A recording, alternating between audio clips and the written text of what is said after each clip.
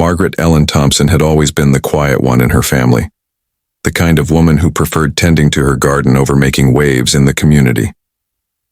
At 62, she had weathered many storms in life, but none quite like the one that brought her to Harold's gun shop on that crisp October morning. The bell above the door chimed softly as she stepped inside, carrying herself with the same gentle dignity she had maintained through 38 years of marriage and raising 3 children. The shop smelled of gun oil and leather and something else she couldn't quite place. Perhaps it was the scent of tradition, or maybe just the mustiness that comes with buildings that have stood for decades. Harold Mitchell looked up from behind the counter where he was cleaning a rifle. His eyebrows raised slightly at the sight of this silver-haired woman in her neat cardigan and sensible shoes. She looked more like someone who should be volunteering at the church bazaar than shopping for firearms. "Good morning," Harold said, though his tone carried a hint of uncertainty. "Can I help you with something?" Margaret approached the counter with measured steps, her hands folded neatly in front of her. "I would like to purchase a handgun for home protection," she said simply. The 3 men who had been examining rifles near the back wall turned at her words. One of them, a heavy-set fellow named Chuck, who worked at the lumber yard, let out a small chuckle. Another customer named Pete, who ran the local auto repair shop, shook his head with amusement. Harold cleared his throat. "Well, Mom, I appreciate your interest, but firearms require quite a bit of responsibility and skill. Maybe you should consider a security system instead." Margaret had expected this reaction. She had lived long enough to know that appearances often led people to make assumptions. Still, it stung a little. The same way it had stung 40 years ago when the bank loan officer suggested she might want her husband to co-sign for her small business loan. Or 20 years ago when the mechanic insisted on explaining how to check her oil as if she were a child. "I understand the responsibility involved," she replied calmly. "My late husband Robert taught me to shoot when we were young. I simply need something reliable for my home." Chuck walked over grinning widely.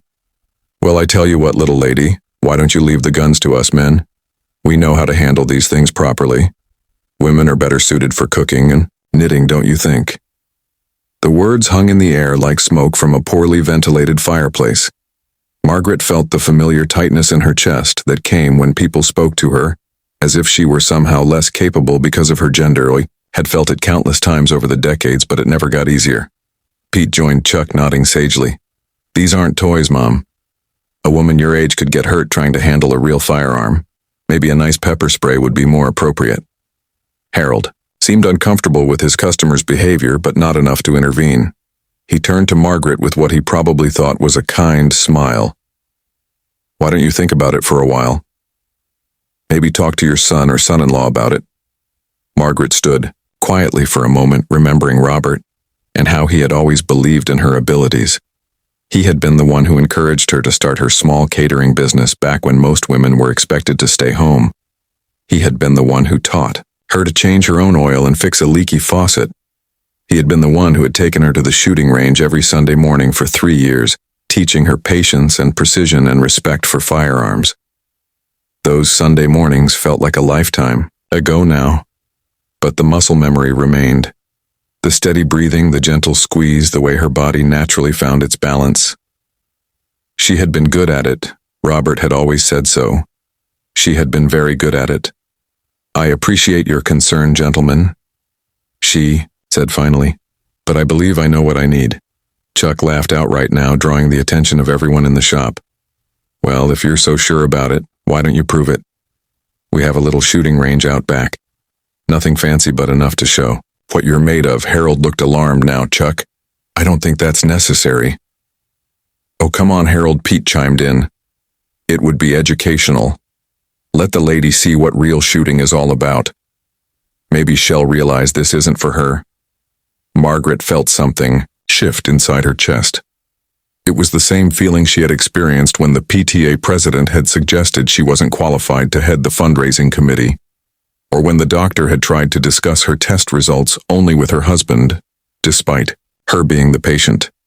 It was the feeling of being underestimated one too many times. "That sounds reasonable," she said quietly. The men exchanged glances, clearly not expecting her to accept the challenge. Chuck shrugged and gestured toward the back, Dr. Well, all right then. Let's go see what you can do. The shooting range behind the shop was indeed modest. Just a few lanes with targets set up at various distances. Harold reluctantly provided safety equipment and a selection of handguns, explaining the basic safety rules as if she had never seen a firearm before. Margaret listened politely, nodding at appropriate moments. Chuck selected a small pistol that he described as perfect for beginners, while Pete chose something larger that he claimed required more skill. Margaret examined both weapons, carefully feeling their weight and balance before selecting a third option from the rack air. "You sure about that one?" Harold asked. "It has quite a bit more kick than what Chuck picked out." Margaret smiled softly. "My husband always said that if you're going to do something, you should do it properly." The first target was set at 15 yards, a reasonable distance for someone just starting out. Chuck went first, making a show of his stance and breathing. His shots were decent, grouping reasonably well around the center of the target. He stepped back with obvious satisfaction. "Not bad for an old lumber guy." He announced, "Pete, you're up." Pete took his time lining up his shots. His grouping was tighter than Chuck's, and he clearly took pride in his accuracy. 2 shots in the 10 ring and 3 in the 9. "Not too shabby," he said with a grin. Harold declined to participate, claiming he needed to watch for customers, though the shop was clearly empty. Margaret suspected he was uncomfortable with the entire situation. "Your turn, Mom," Chuck said with exaggerated courtesy. "Remember to breathe and don't be afraid of the noise." Margaret stepped up to the line, and suddenly she was 22 years old again, standing beside Robert in the morning sunshine, listening to his gentle voice explaining about sight alignment and trigger control. She could almost hear him now, steady and patient and full of faith in her abilities. She raised the pistol, finding her natural stance without thinking about it. Her breathing slowed and deepened the way it always had. The target seemed to come into sharp focus while everything else faded slightly. She squeezed the trigger gently the way Robert had taught her, feeling the familiar recoil and hearing the sharp crack that echoed off the back wall of the shop. The first shot hit dead center. The second shot overlapped the first hole almost perfectly. By the 5th shot, there was essentially one ragged hole in the exact center of the target. The silence behind her was profound. Margaret set the pistol down carefully, keeping it pointed downrange, and turned around. The 3 men were staring at the target, then at her, then back at the target. Chuck was the first to speak, his voice much quieter than before. "Where did you learn to shoot like that?" "My husband taught me," Margaret replied simply. "We spent 3 years coming to the range every Sunday morning after church. He believed that if you were going to own a firearm, you should know how to use it properly." Pete walked down to examine the target more closely. "Holy cow," he called back. "This is better than most police officers I know." Harold was shaking his head in amazement. "Mom, I owe you an apology. I shouldn't have assumed anything about your experience." Margaret felt the familiar warmth that came with being seen for who she really was, rather than what people expected her to be. It was the same feeling she had experienced when her catering business had succeeded, beyond everyone's expectations, or when she had successfully negotiated the sale of the family farm after Robert passed away. "The truth is, gentlemen," she said gently, "I haven't been to a range in nearly 15 years. Life got busy with work and children, and taking care of elderly parents. But some things you never really forget."